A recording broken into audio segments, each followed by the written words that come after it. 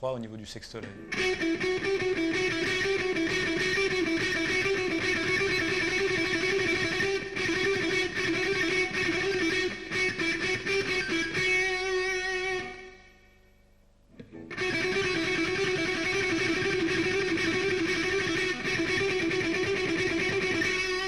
Pensez aussi à travailler avec des étouffés au niveau de la main droite.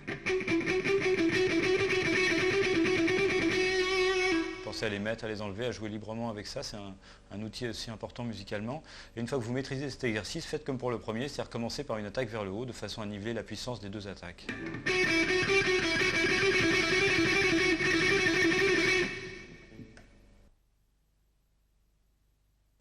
Nous allons travailler maintenant sur une série de 3 exercices, le 3, le 4 et le 5, toujours sur les mêmes notes, sol, fa dièse et mi. Tout d'abord dans un ordre naturel pour l'exercice numéro 3.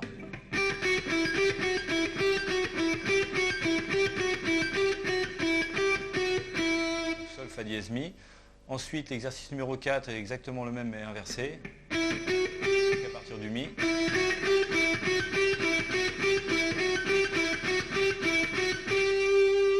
L'exercice numéro 5 est la combinaison des deux.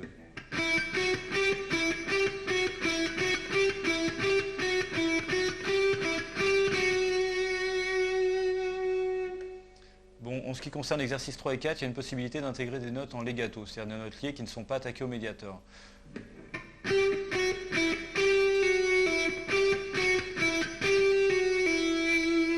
Alors, en fait, la première note est attaquée vers le bas, la deuxième vers le haut, la troisième vers le bas et la quatrième vers le haut. Et suit à ça 2 notes liées.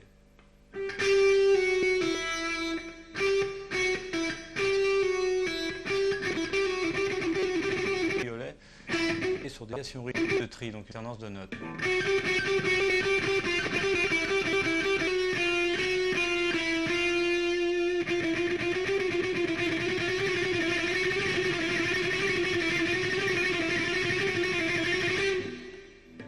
Pensez à bien attaquer, c'est toujours en strict aller-retour.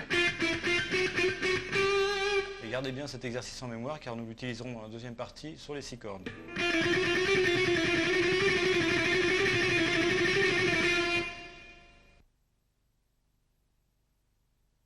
Pour l'exercice suivant, nous allons nous déplacer à la 12e case sur la corde de mi de façon à ne pas user toujours les mêmes barrettes. C'est un exercice en double croche avec 2 notes en pédale qui va nous permettre de travailler aussi les écarts.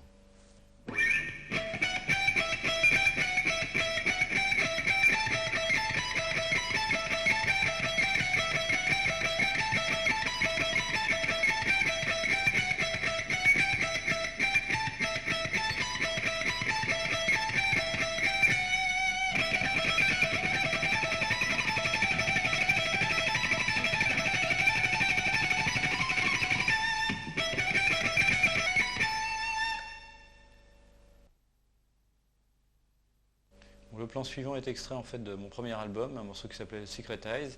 À l'origine, il était joué avec la corde de sol en note de pédale et maintenant nous passons à la corde de si de façon à respecter un petit peu les mêmes notes que nous avons utilisées depuis le début. Je pense au sol, fa dièse et mi.